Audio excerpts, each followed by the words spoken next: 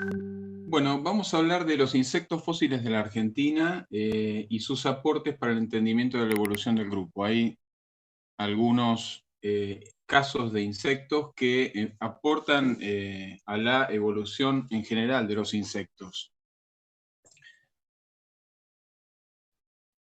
Y un especial de especies o insectos fósiles de Bariloche. Bueno, viendo el flyer,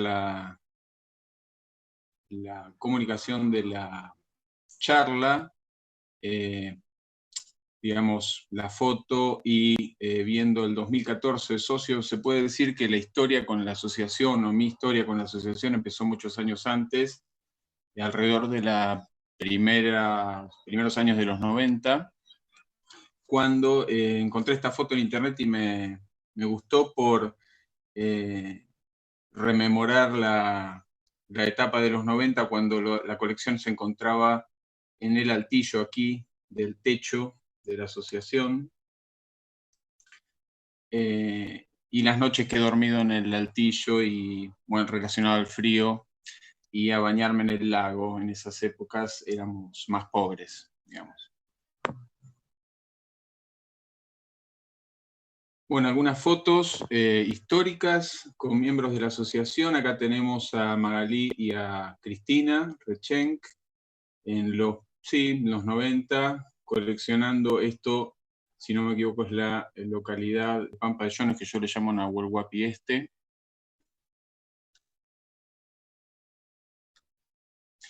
Y bueno, un homenaje a Pose, en este caso, fallecido hace unos varios años, pero con el cual yo tuve una relación bastante, digamos, asidua cuando iba ahí y él atendía el museo y me hacía todas las, digamos, todo lo que yo le preguntaba, él sabía de la colección, así que un sentido homenaje.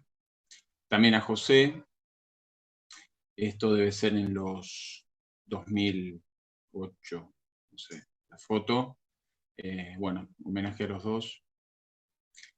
Y bueno, ya pasamos a los 2008, creo, una visita aquí con mi hija Violeta de unos años, ahora más grande, en la famosa mandíbula del tiburón.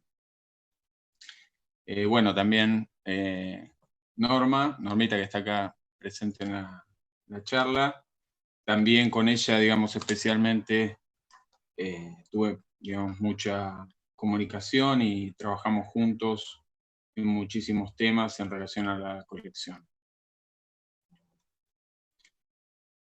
En la última aquí con Francis, Cristina, con Pato y con el elixir aquí de Francis, que lo extraño, muy, muy rico.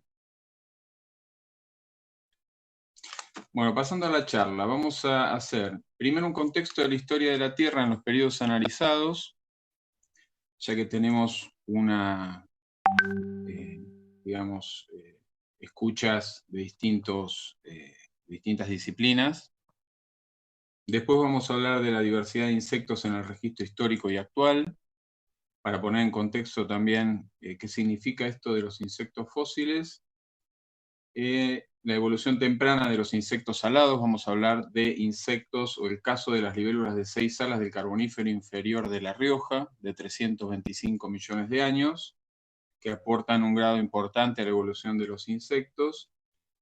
La evolución y paleoecología de los insectos del Eoceno de aledaños de Bariloche, justamente esta es la parte más barilochense, con el caso de las libélulas adultas, ninfas y los puestas de huevos fósiles, y el caso de las abejas corbiculadas, que se encuentran en estas localidades.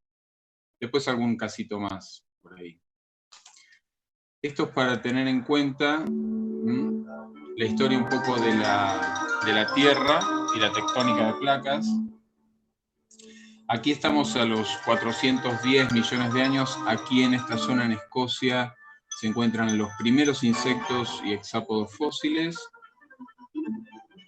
Vamos yendo un poquito más rápido para pasar a nuestros insectos ya alados de La Argentina acá en 325 millones de años, esta parte es Argentina en la actualidad.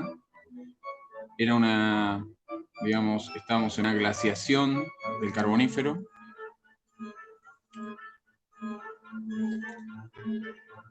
La Tierra se va formando.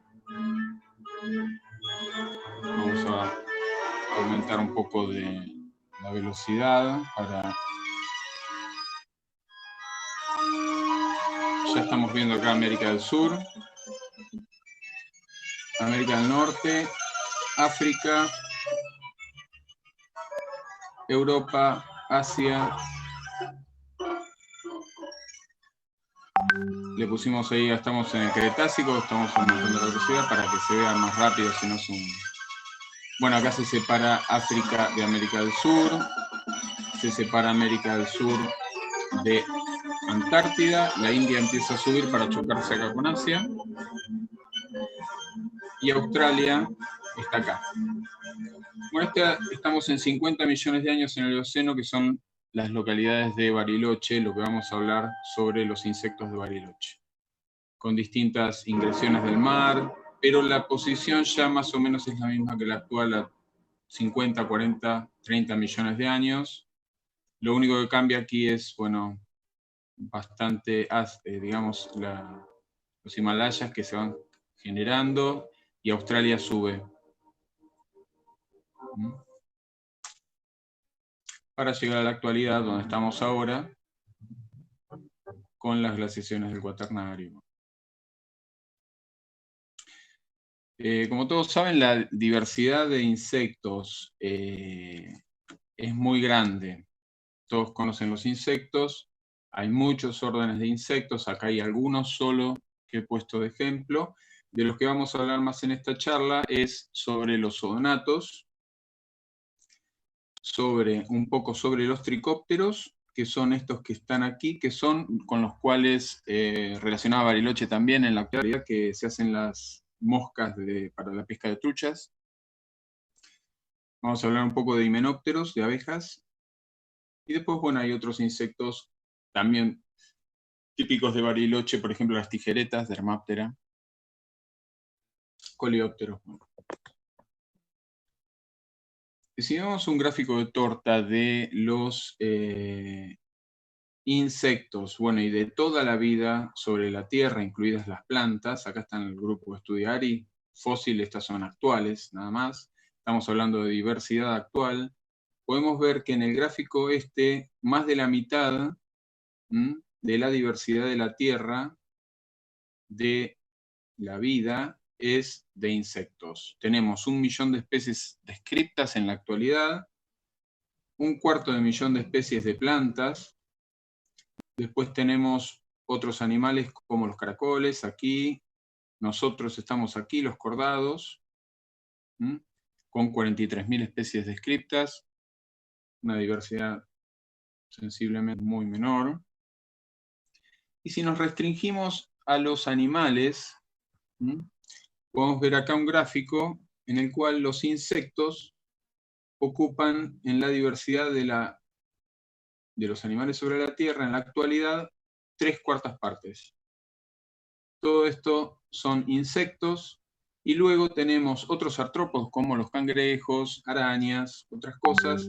Estos son los moluscos, son los caracoles. Después los cordados aquí, los mamíferos, o sea, nosotros estamos aquí en esta pequeña porción de la torta.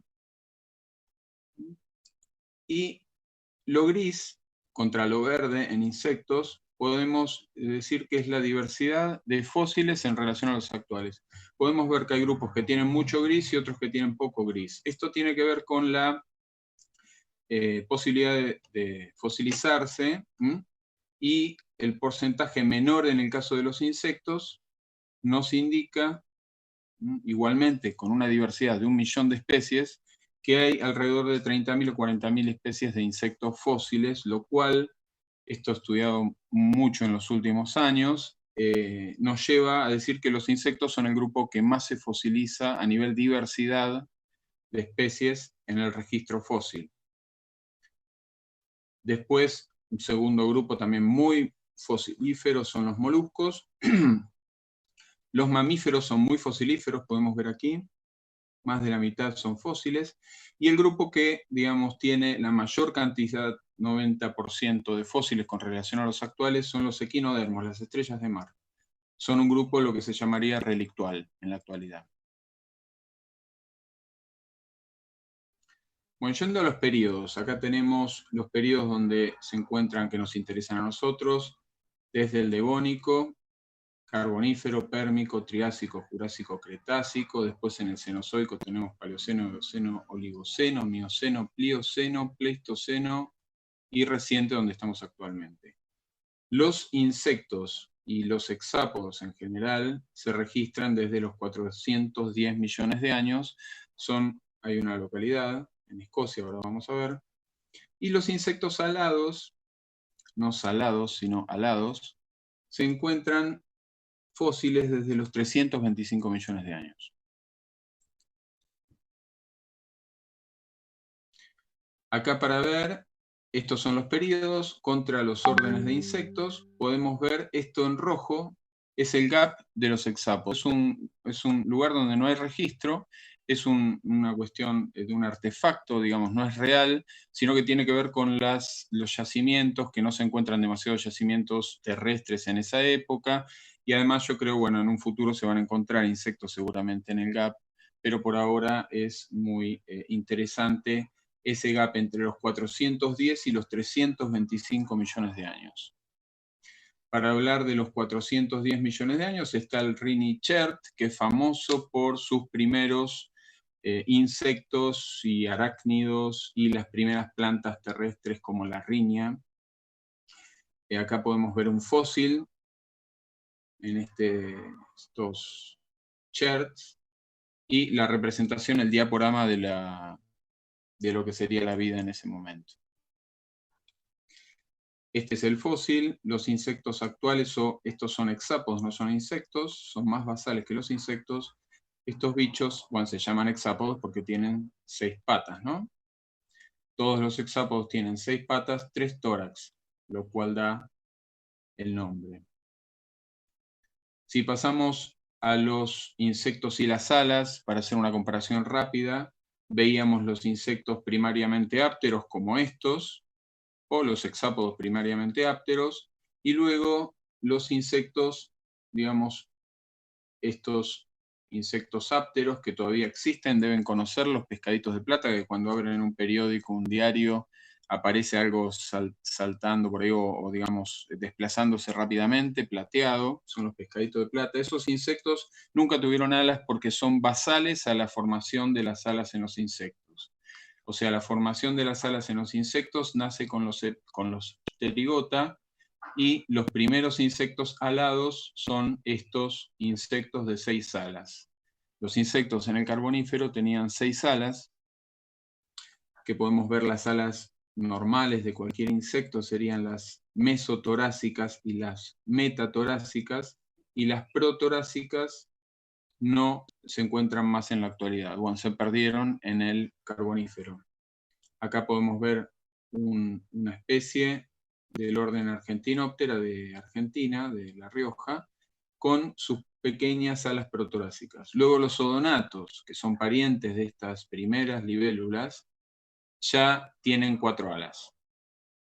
Otras morfologías en los insectos, por ejemplo, con 2 alas, todos conocemos los dípteros, las moscas, le faltan las alas de atrás.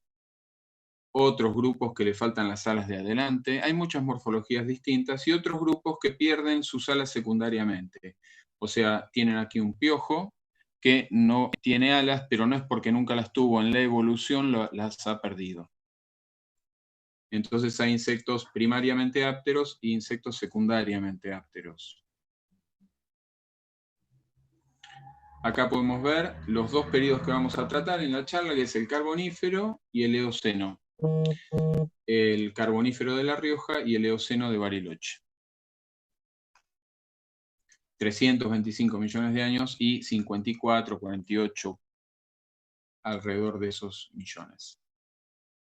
Para entender los insectos, acá tenemos un insecto actual con su ala meso y metatorácica, y en este caso tenemos las meso y las metatorácicas de un insecto del Paleozoico y las protorácicas aquí chiquititas, que son las alitas que se pierden en la evolución. Acá hay una teoría, una hipótesis de cómo, una de las cuales dice que los insectos podían haber evolucionado en formas aladas en relación a tirarse en planeo desde plantas en el Carbonífero y luego adquirir, digamos, la capacidad voluntaria del vuelo a través de la evolución. Acá podemos ver las tres alas, pro y meso y metatorácicas, y las pequeñas alas en el abdomen. Los insectos tenían en el Paleozoico, o podían tener alas en el abdomen y patas en el abdomen, patitas pequeñas en el abdomen. Esta es una reconstrucción de Ponomarenko. Acá estamos con Ponomarenko analizando justamente las teorías de la evolución de las alas. En el siglo pasado es esto. Un capo Ponomarenko está bien vivo todavía. Bueno, aquí tenemos diaporamas de lo que sería un carbonífero, los insectos estos de La Rioja que voy a hablar, representaciones de cómo podría llegar a ser, con sus primeros insectos alados. Y vamos a hablar lo primero de las, disculpen el inglés, esta es una de las diapos originales, del carbonífero inferior de La Rioja, de las formaciones Guandacol y Malanzán, que son las que portan estos libélulas, que serían los insectos alados más antiguos del mundo, las únicas libélulas del carbonífero inferior, las más basales del mundo, y las únicas libélulas con 6 alas y con alas nerviadas, con nerviación. No hay otras libélulas de este tipo. Acá podemos ver lo que decíamos, el Hexapoda gap, los registros más viejos y después ese gap donde no hay nada, y encontramos nuestras libélulas en las estrellas rojas, libélulas y otros también insectos que hemos encontrado en estas formaciones. Esto ven que denota la antigüedad, que tiene aquí el 2, la misma antigüedad, que es un solo insecto encontrado en República Checa, con la misma edad que nuestras libélulas fósiles. O sea que probablemente o seguramente los insectos alados tuvieron que ser un poco más antiguos, lo que pasa es que no los encontramos registrados. Después ven que en otros yacimientos más recientes, acá tenemos el tiempo, acá estamos en 300 millones, hay otros yacimientos más recientes con otra diversidad de insectos. Allá se empieza a registrar una diversidad mayor de insectos. Lo que pasa que estos insectos basales son muy raros y hay 8 en el mundo nada más. Acá podemos ver bueno, la clasificación de estas libélulas con 3 especies nuevas que describimos con Pedro Gutiérrez de Buenos Aires en el 2016. Esto es para que vean la filogenia de las especies, familias de libélulas actuales y fósiles. Es una filogenia del 2007 de un alemán, Beckley, que propone esta filogenia.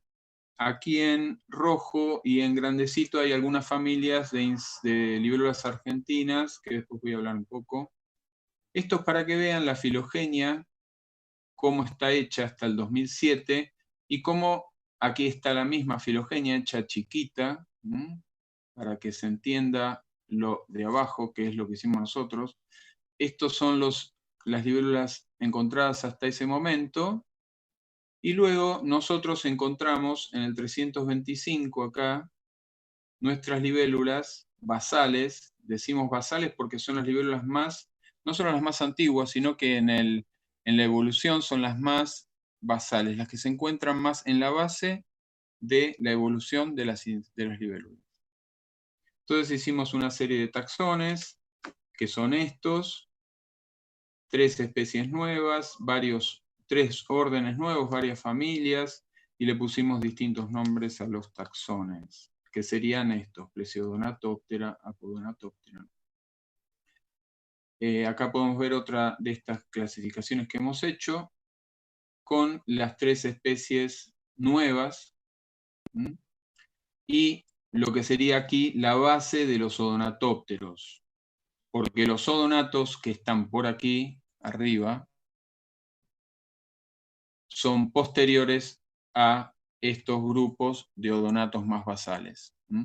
O sea, los odonatos actuales son solo un orden y en el pasado había alrededor de 5 o 6 órdenes de odonatos.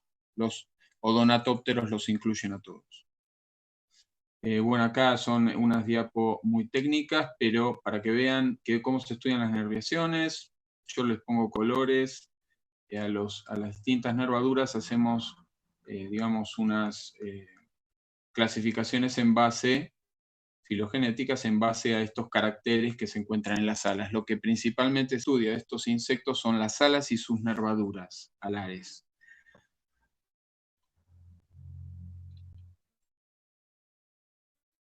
Acá uno de los el primer espécimen, o a simple vista parece una cosa muy pequeña, muy fragmentaria, no se entiende mucho, pero este insecto, al ser tan antiguo y al haber tan pocos, es muy importante, tiene ciertos caracteres que llevan a decir seguramente su ubicación en el árbol filogenético.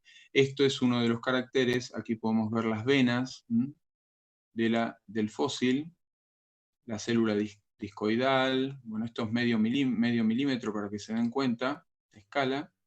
Entonces, esta es una de las primeras, digamos, de las 3 especies. Ven la preservación, que es muy buena, es espectacular para 325 millones de años. Esta especie es Tupaxala, ni una menos. Descrita en el 2016 con Pedro Gutiérrez, paleontólogo, palinólogo de Buenos Aires.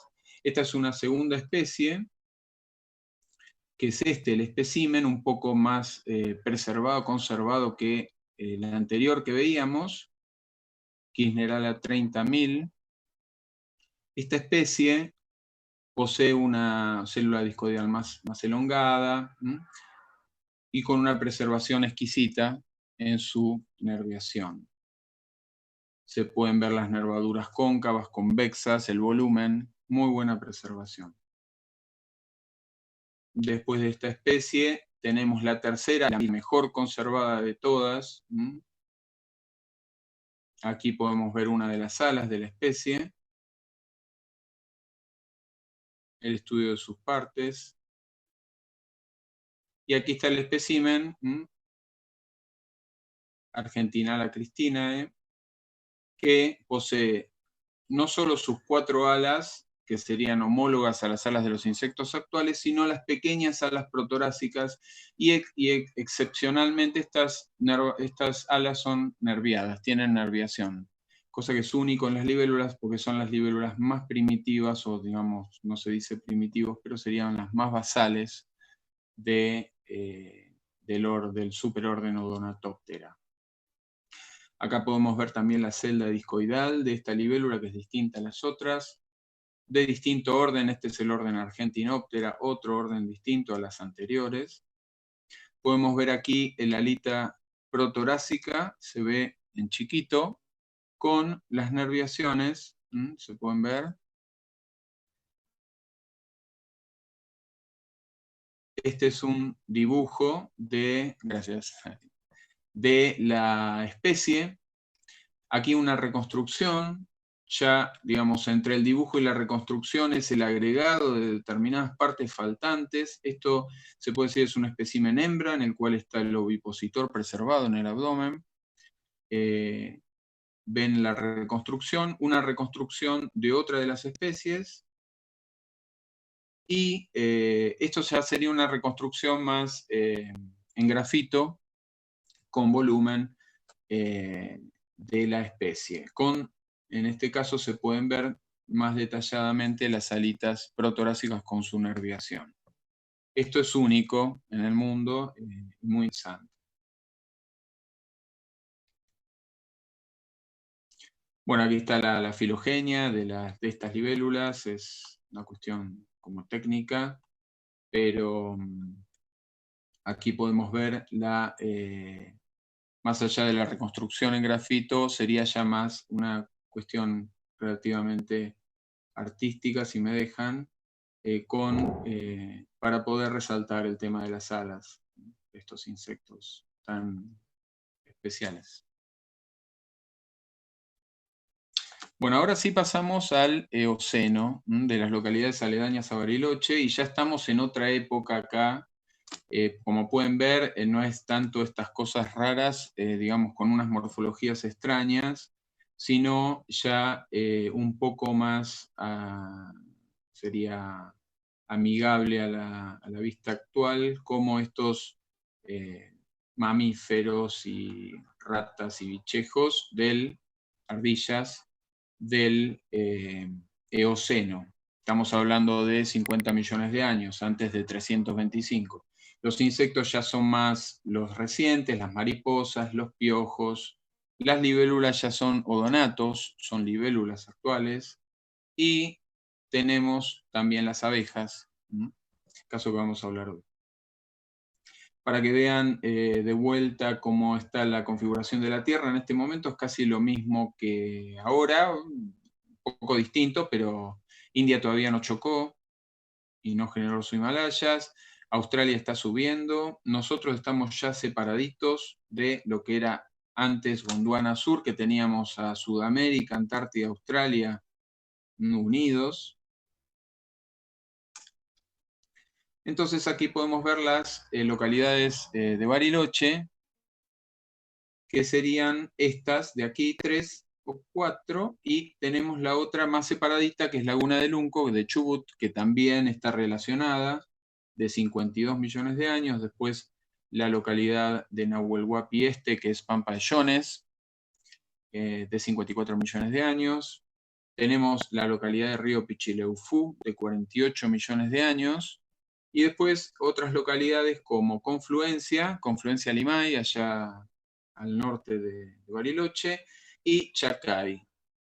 Arroyo Chacay es, ahora vamos a ver en un mapita, pero bueno, estos son los géneros de especies descritos para las localidades, y podemos ver que Laguna del Unco y Pichileufú se llevan la mayor cantidad de fósiles descriptos de insectos, porque, bueno, tienen una mayor preservación, y además probablemente también tiene que ver con nuestro sesgo en las campañas que hemos hecho a esos lugares. Acá podemos ver las localidades más un poco en la zona barilochense. Tenemos acá San Carlos de Bariloche. Acá tenemos Villa Langostura, para que se ubique en el lago. Tenemos la localidad esta de Confluencia, aquí. Tenemos Arroyo Chacay aquí, que es en el cruce de la Maroma, para los que se ubican ahí en barilochenses. Después tenemos esta localidad que es Pampallones, o lago Nahuel Huapi Este, como le digo yo, que es justo enfrente de Bariloche, de Dinahuapi. Y después tenemos acá la localidad de Río Pichileufú, en Pilcanilleu, en proximidades, aquí, cerca del río del mismo nombre. Bueno, esta es una campaña del 2015 que fuimos con Ari, con otros más que están escuchando la charla.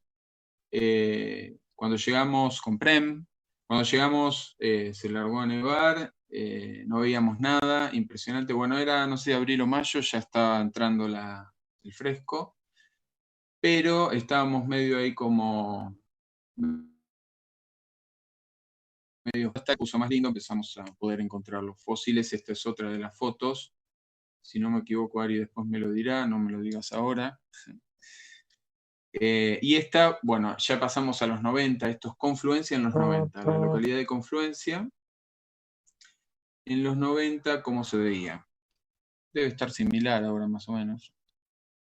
Esta es la localidad de Arroyo Chacay, ¿no? Estamos ahí juntando con las piquetas, juntando unos fósiles y tomando unos mates a la tarde. Esto es Pampa de Jones. ahí, como decía, enfrente de Bariloche. Esto es Laguna del Unco, es la localidad que está en Chubut, un poco más lejos, que también está relacionada a estas localidades barilochenses, una localidad más digamos, con muchos afloramientos, grande. Y esto es para ver que también no solo sacamos fósiles con la piqueta, sino que también a veces le damos un poco más hard para sacar más fósiles un poco más en número y más rápido. Bueno, el primer caso que vamos a ver es el de las libélulas adultas, las ninfas, sus puestas de huevos en hojas del océano de Patagonia. Antes que todo, que está relacionado al tema, son la reproducción de las libélulas. Es un tema que a mucha gente le interesa. Cuando doy las charlas y me pregunta cómo puede ser, estas cosas que veo, así como posiciones amorosas de las libélulas en los lagos, en los arroyos, vamos a explicar un poco esto, que tiene que ver después también un poco con el tema de las oviposiciones. Aquí hay un macho de libélula, un caballito del diablo. Podemos ver que tiene sus órganos sexuales primarios aquí y secundarios en la base del abdomen. Aquí están los detalles de los órganos. Una hembra con su ovipositor, aquí abajo, y en la terminación del abdomen. Estas hembras con esos ovipositores es donde meten los huevos en las hojas o en los tallos, ahora vamos a ver. Esta es otra de las posiciones en tándem de estos odonatos. Y la más llamativa, que alguno habrá visto, me hace acordar a... ¿Quién hacía? No, Riquelme no era... Bueno, después lo recordaremos. Bueno, para ver esto y a modo de ejemplo vamos a ver este video sobre los odonatos, la cópula y la puesta de huevos, que es muy interesante y tiene que ver bastante con el registro, porque vamos a ver unos comportamientos que son especiales de estos animalitos. Acá tenemos el macho, de color, que hace todo un despliegue para la hembra. El macho flotando aquí en el agua y la hembra sobrevolándolo, ya están en pareja, ya se han conquistado en algún lado. Bueno, el macho vuela hacia ella, que se posa, y con el extremo de su abdomen la sostiene del cuello.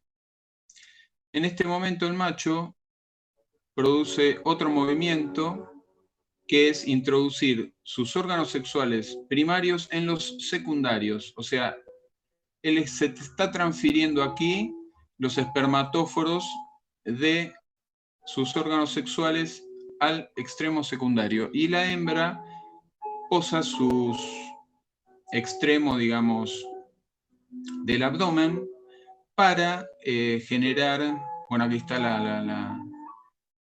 la pose romántica del corazoncito.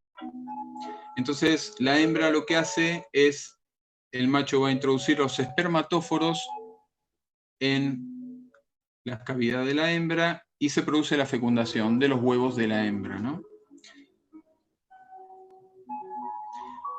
Entonces en un momento se liberan y la hembra produce algo que es muy interesante, que se sumerge en el agua, algunas especies hacen eso, y pone sus huevos en ramas o en hojas subacuáticas, ahí la hembra está abajo del agua. Otras especies vuelan y ponen sus huevos en el agua directamente, cosa que no nos sirve en el registro. Estas especies no se registran en oviposiciones porque los huevos se pierden, no son fosilizados. Ahora vamos a ver cómo se fosilizan los otros huevos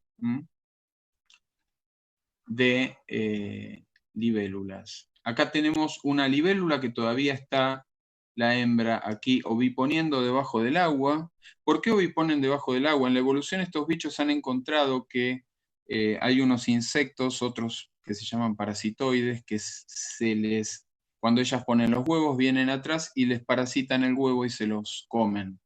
Entonces estos insectos están tratando de evitar eso y introducen los huevos debajo del agua para que los parasitoides ya no los puedan, digamos así, matarle los huevos, la progenie. Entonces, ahora ya hay parasitoides que se sumergen en el agua, digamos. Estamos en un momento, en la actualidad, en ese momento, en los cuales los parasitoides también pueden sumergirse en el agua. Pero bueno, era la idea de estos bichos, sumergirse y meter los huevos debajo del agua. Acá podemos ver otra especie que está en tándem, la hembra, aquí podemos ver cómo pone sus huevos en una rama y el macho todavía está sosteniéndolo. Todo esto tiene que ser sobre el agua, porque las ninfas cuando nacen tienen que meterse en el agua, porque las ninfas de los odonatos son subacuáticas, son acuáticas. Acá tenemos otra especie poniendo huevos en una madera. Esta es una hembra que vemos en un tallo con su ovipositor acá en el extremo del abdomen, lo pueden ver, en forma de gancho, cómo introduce el ovipositor en la rama para, acá hay un detalle, para generar un agujero donde mete el huevito. Ellos van metiendo un huevito tras otro, ellas, y de esos huevitos que están metidos en las ramas o en las hojas, nacen las ninfitas. Estas ninfitas se tiran de cabeza al agua. Justo en este momento se está tirando esa al agua, donde después se desarrollan como ninfas de libélula. Acá podemos ver los dibujos que generan estas libélulas al hacer todas estas, digamos, escaras sobre la hoja o el tallo. Y acá a la derecha ya podemos ver el primer fósil de estas oviposiciones en la localidad de Río Pichileufú. Estas oviposiciones no nacen en el Eoceno, provienen o se encuentran en el registro ya en el Pérmico y hasta quizás en el Carbonífero. Esta es el ovipositor de la hembra que les mostraba de Argentinala.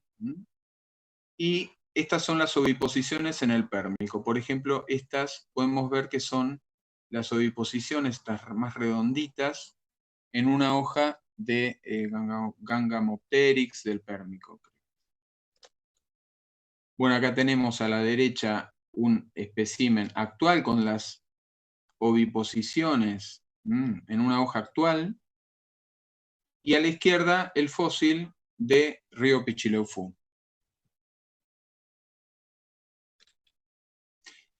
Cada especie es interesante y cada familia de odonato tiene sus distintas morfologías, entonces uno puede un poco atribuirle determinadas oviposiciones a determinadas familias de odonatos y saber un poco más o menos a qué familia pertenecía, aunque no es tan unívoco, pero puede ocurrir.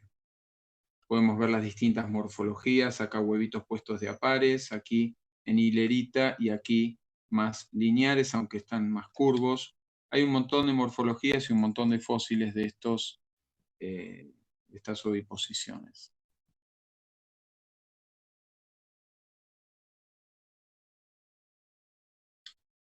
Este es un espécimen muy interesante, ya que de Laguna del Unco, ya que tiene una oviposición continua, podemos verla atrás acá, continua de alrededor de 60 huevos, lo cual ha llevado un tiempo. Esto es muy interesante para conocer un poco la paleoecología del lugar. Acá tenemos la hoja y es interesante por ese mismo motivo de cómo la hembra ha elegido, digamos, lo que se llama preferencia inicial, elegido esta hoja, este sustrato para poner los huevos, lo cual lleva a pensar en una energía baja del ambiente o flujo de energía, poco flujo de energía del ambiente, un ambiente sin depredadores en ese momento, y hay que considerar que esta hoja estaba sobre el agua, o sea, también en un árbol o en una planta viva sobre el agua. Entonces hay un montón de factores que nos dan idea de cómo era el ambiente.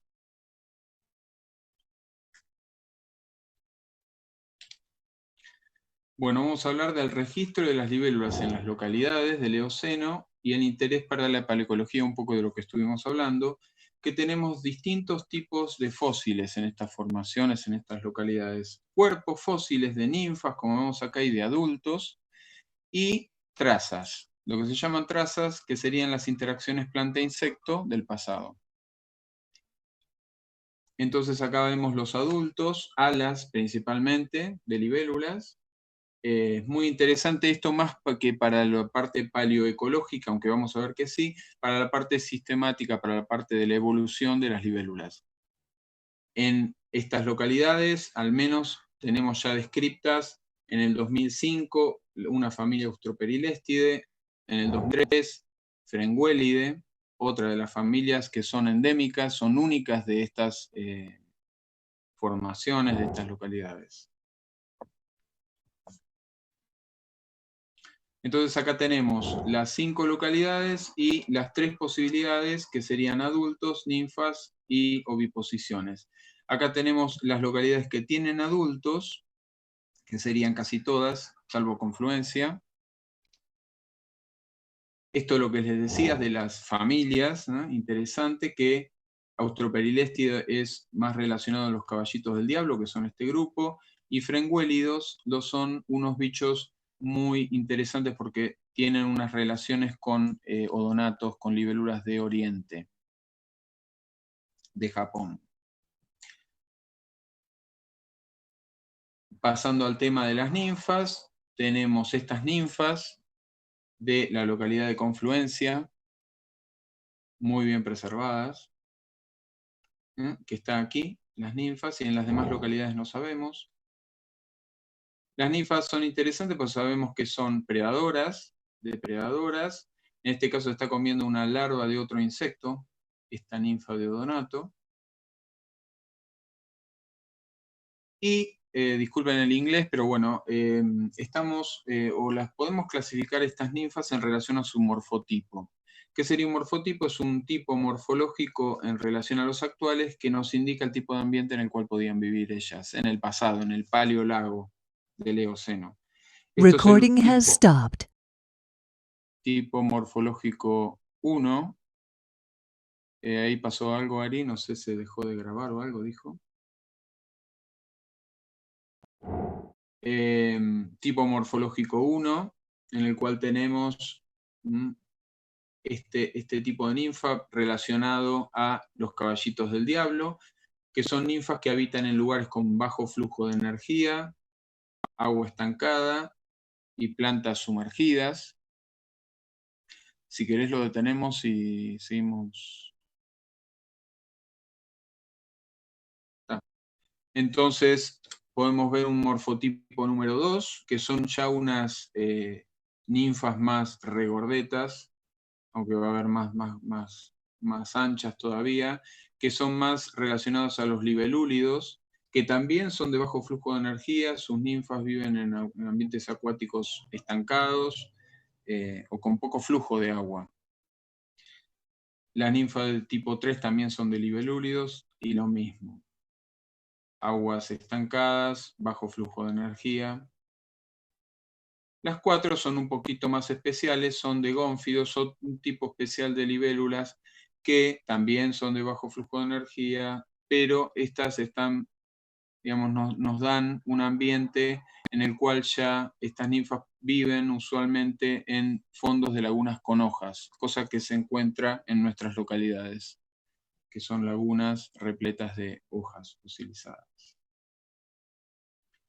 Bueno, el caso de las trazas que ya vimos, entonces podemos poner las trazas en las localidades donde las encontramos e inferir también que puedan haber ninfas en estas localidades, ya que tienen las oviposiciones, más allá de que después podemos ver que hay otros bichos preservados que nos dan el tipo de ambiente, como por ejemplo, bueno, en Nahuel Huapi, que tenemos ahí para las dos ranólogas, una casi rana, renacuajo con patas, de una de estas especies fósiles de Nahuel Huapi este o Pampas de Jones. En las localidades estas tenemos otras cosas que son las capullos de larvas de tricópteros que nos indican también un ambiente acuático. Estos son los capullos, los han visto quizás. Esta es una larva que construye este capullito. Esto es el capullo fósil, no sé si se puede ver bien acá, que la larva le adosa pedazos de alas, cosas, tronquitos. Distintas especies le ponen distintas cosas a sus capullos. Acá podemos ver otro capullo, aquí, con un ala adosada, y eso también es interesante para el estudio de los insectos y cómo funciona este ecosistema, paleoecosistema. Tenemos estas alas de odonatos, todas aparruchadas, digamos, aplastaditas o en algunos casos hasta mordidas. Esto lo vamos a explicar. Ven todas las alas que no están enteras y le faltan pedazos, o están como manoseadas, apretadas. Estas apretaduras o estas alas así medio rotas probablemente tiene que ver con pequeños mamíferos o aves que se dedican a comer estos bichos y con sus manitos o su piquito las rompen a las alas o les rompen las nervaduras. Ellos comen los cuerpos y las alas las tiran y probablemente caigan al lago o a partes aledañas donde se caigan luego por el viento al lago. Bueno, entonces más o menos ya dije las consideraciones. Los cuerpos de agua de estas localidades son cuerpos de aguas con vida acuática, con estadios inmaduros de insectos, inmaduros de vertebrados también, con un flujo de energía bajo. Digamos, todo esto nos dan los fósiles. Otra cosa es esas alas rotas, pueden ser por las larvas de tricópteros que las van rompiendo para formar sus capullos y dejan los restos y quedan rotas en el registro. Bueno, pasando a las abejas corbiculadas. Esto es un trabajo con Ari. Ya encontramos las abejas en Río Pichileufú, en campañas compartidas. Tenemos, como veíamos, la localidad de Río Pichileufú, que es esta que está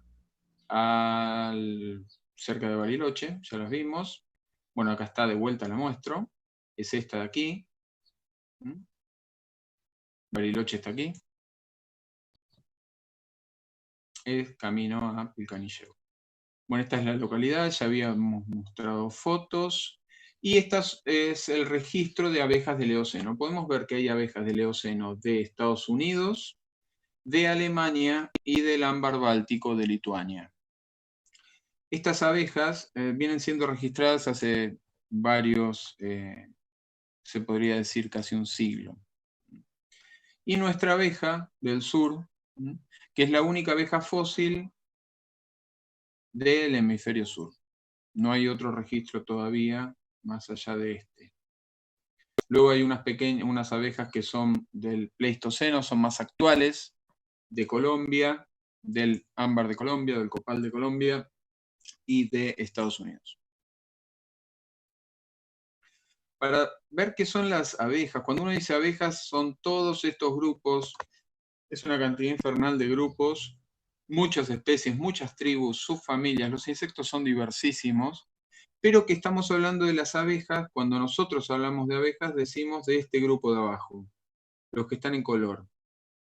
Estas abejas se llaman corbiculadas, porque tienen una morfología que ya vamos a ver, y la diferencia entre esto amarillo y rojo es que las abejas que están en amarillo son abejas eusociales pero primitivas o basales. Y las abejas que están en rojo son las abejas eusociales derivadas o avanzadas, digamos, sería así, derivadas. Estas eusociales rojas son las abejas melíferas, las cuales uno come la miel en la actualidad. Vamos a ver que hay muchos géneros de abejas fósiles de estos grupos en el registro. acá para ver lo que es un grupo de abejas, bombus, las conocen los mangangá, de en Bariloche hay, introducidos y autóctonos. Podemos ver que las castas de estas abejas que son eusociales primitivas no están muy desarrolladas las castas, o sea, los obreras son más o menos similares en algún lado a la reina y así. Producen unas colmenas más laxas, ven que tienen miel, estos bichos producen miel también, no es consumido por el humano, pero producen miel. Los osos los comen en el hemisferio norte, la miel de los bombos. Estas son ya para ver las abejas melíferas, Apis mellifera, la abeja de la miel, con una reina en el medio y el séquito de obreras para que vean lo que es la diferencia entre las castas. Casta de obreras cuidando a la reina. Acá podemos ver las 3 castas de abejas melíferas para que vean las diferencias morfológicas. Tenemos una reina arriba, que es mucho más grande, un zángano, que son los que se reproducen con la hembra y luego mueren en masa, porque la colmena ya no los alimenta cuando dejan su función reproductiva. Y las obreras, que son la mayor cantidad de abejas, y como ven la morfología son más pequeñas. Estas obreras son las que vamos a ver en detalle y vamos a entrar dentro de ellas para ver que hay distintos tipos de obreras. Acá podemos ver la morfología de una reina, queen, acá arriba a la derecha, y worker, las obreras. La de la izquierda, podemos ver acá cosas fundamentales, que es la corbícula, acá en la flechita blanca, eso sería la corbícula, y abajo se ve el basitarso, la patita, la parte de atrás de la patita interior, donde se ven las hileras de pelos y hileritas. Eso, esta corbícula, es donde se sostiene el polen, la bolita de polen, que después se la sacamos para comer. Los que comen polen, yo no como polen, pero bueno. Y acá tenemos una de las abejas de Bariloche. Es una abeja casi completamente preservada, diría completamente preservada. Y para que vean, esta es la contraparte y esta es la parte. Y eso es especial, le quería decir a los miembros de la asociación, que es un dato interesantísimo de esta abeja, que tengamos la parte y la contraparte. O sea, que esa es la manera de coleccionar un insecto fósil, que es coleccionar las dos partes. Uno abre la alhaja, están de los dos lados, hay que guardar los dos lados porque no solo es por capricho, sino porque en uno de los lados puede haber partes ventrales del cuerpo preservados, morfológicos, y en la parte dorsal, en la otra alhaja, otras partes conservadas. Entonces eso es muy interesante a los fines, por ejemplo, de la abeja, que de las patas de la parte dorsal tiene la corbícula y de la parte ventral tiene esas hileritas de pelos para limpiarse o para formar la bolita de la pata contraria. O sea, con la parte interna de una pata posterior, la abeja forma la bolita de la parte externa de la pata posterior, de la otra. Acá podemos ver, entonces, la parte dorsal de la pata trasera de la abeja, con la corbícula. Esta es la corbícula, y este es el basitarso, pero en el basitarso de la parte, bueno, acá está en la abeja actual, como es la corbícula y el basitarso. Ven, esta es la corbícula, sin pelos, y con unos pelos especiales para poder formar esa bolita de polen. Y en la parte, digamos, ventral de la pata, que es en la contraparte, se preservó, se encuentran estas hileras con los pelos. Esto también es muy interesante porque es la parte de la morfología de una obrera de abeja. Entonces acá vemos la abeja con su basitarso en la parte ventral, cómo se preserva. ¿Qué podemos ver más acá de esto? Bueno, hicimos una filogenia, que es hacer las relaciones entre los caracteres. Estos son los caracteres, los ceros y unos y dos, del lado de arriba, y del costado todas las géneros de abejas. de estas abejas corbiculadas, los fósiles y los actuales. Con eso, acá tenemos a Ix apis, que es nuestra abeja, que todavía no tiene nombre, se llama Ix apis. Esta abeja tiene estos caracteres. Lo que nos dio de resultado es esto, que se ubica más relacionada a las abejas eusociales avanzadas, por una serie de caracteres morfológicos. Entonces, acá están las eusociales primitivas. Acá lo vamos a ver. Estos son los registros de las especies actuales que tenemos: Bombus, Apis y las Melipolini son otras abejas.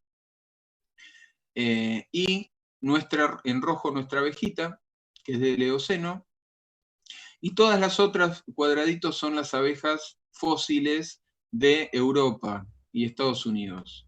Ven la cantidad. Y acá hay de Turquía, que hemos descrito con un colega francés.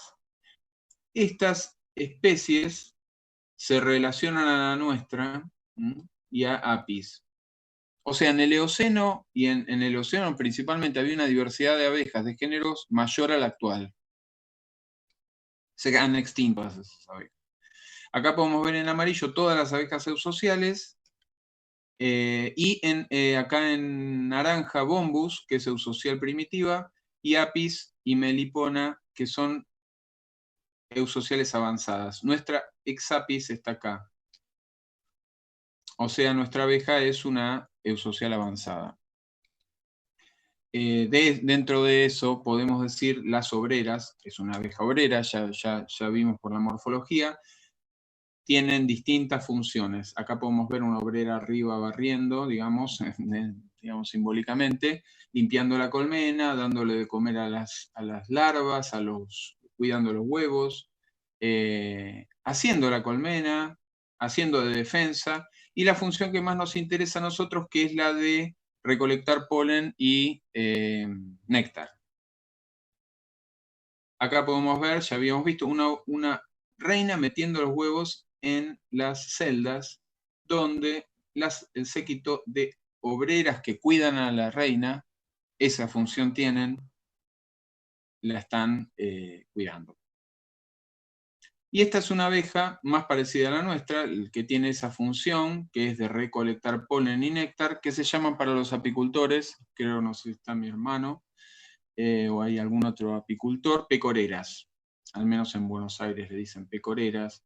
Esas pecoreras, y en este caso es una pecorera sucia. Es una abeja que está llena de polen alrededor porque visitó muchas flores. Bueno, y la abeja igual se va limpiando, todo ese polen lo va llevando a las canastitas con sus patas traseras, opuestas de cada lado. Eso es interesante porque, bueno, acá ven una abeja con su patita, con su bolita de polen. Y hay abejas sin esa bolita de polen, que sería el caso nuestro. Pero estas abejas que uno dice, bueno, esta abeja está limpita, ¿no? Si ya visitó flores, esto es una fotografía de microscopio electrónico, con mucho detalle de los pelos esos que veíamos en la patita. Acá abajo pueden ver cómo el polen queda igual enganchado en los pelos. Entonces una abeja que ya visitó flores siempre queda sucia, si uno la mira en microscopio electrónico. Y puede saber, lo que hacen los apicultores a veces es agarrar esas abejas y las miran al microscopio y saben qué flores visitó, porque le quedan enganchadas sus pelitos. Eso es lo que estamos haciendo nosotros con nuestra abeja fósil. Igualmente, unos alemanes hace unos años han hecho esto mismo, en el cual encuentran distintos pólenes en las abejas de Alemania. Nuestra abeja posee una cantidad de polen bastante grande en las patas y en el cuerpo. Acá podemos ver abajo fotos de microscopio electrónico de nuestra abeja con los pólenes. Ven, estos pelotitas son los pólenes que se encuentran, y luego fotos de microscopio de fluorescencia, porque los pólenes autofluorescen, o sea, tienen una fluorescencia propia. Entonces pueden ver acá la patita de la abeja con sus pelos y el polen que florece entre ellos. Acá ven un detalle de los pólenes que fluorescen en la patita. Acá otra, ven los pelos y el polen enganchado en la pata. Acá pueden ver masas de pólenes enganchados en la abeja. Son pólenes tricolpados. Muy bonitos. Bueno, esto, abeja se acabó. Y otros hallazgos brevemente, nada más, para mostrar. Esto es lo que les decía a algunas personas que nos comunicamos antes, el tema de los otros insectos, estos Austropanorpodes también de Laguna del Unco. Es una especie muy especial porque puede estar relacionado con bichos de Australia. Esto sería un actual, bastante, no muy relacionado, pero por ahí del grupo, cómo se vería uno de estos bichos. Después esta es Satelitala, que es una especie con otra especie fósil relacionada en Burma, en Myanmar, en Asia, del Cretácico de Burma, y tenemos esta en el Eoceno de Argentina, o sea, Burma y el Eoceno de Patagonia han tenido una conexión en algún lado. Bueno, gondwanica. Otras especies de chinches en este caso, Acanthocephalonotum, descripta con Popov, ruso fallecido, un gran colega. Muy interesante, con espinas. Otra de estas especies, chinche koala, descrita en relación a su carita koaloide, de pequeño koala, que ahora están tan de moda. En esta época, en el 16, no estaban, pero bueno, se parece mucho. Esta especie es muy interesante por la conservación en Laguna del Unco de los ojos y sus facetas. Esto es un ojo compuesto, todo esto es el ojo compuesto de la especie, con las facetas preservadas, conservadas de manera muy nítida, mismo los pelos entre las facetas. Esto, digamos, teniendo en cuenta que se encuentran algunos socios de la APB, no sé si alguno presente, que son ingenieros físicos, y sabiendo también que nuestras investigaciones no tienen como objetivo una aplicación en temas aplicados, podemos esperar que puedan servir, digamos, de inspiración, como es el caso de trabajos, por ejemplo, de cámaras digitales hechas al estilo, o inspiradas, como dice el paper de Nature aquí, inspiradas en los artrópodos y en sus ojos. Esta es las omatidias, que serían como análogas a estos lentes, son más o menos del mismo tamaño que las omatidias de los insectos. O sea, se han inspirado de una manera muy certera para hacer, supongo, drones, debe ser. Conozco el tema. Esto es un nano ojo de insecto, también copiado de la morfología de los ojos, pero ya con 10 micrones, es mucho más chico que un ojo de un insecto. Habría que ver de los insectos más chicos, pero es otro tipo de tecnología, ¿no? Yo no conozco nada de esto, pero es muy interesante cómo se puede generar cierta inspiración más allá de que nuestro objetivo no es la aplicación para nada. Acá podemos ver un detalle del ojo. Las omatidias hexagonales, perfectas. Estos pequeños circulitos son los pelitos entre omatidias. Muy interesante. Esto es una imagen con microscopio fluorescente. Y estos sedimentos autofluorescen en relación a esa emisión fluorescente.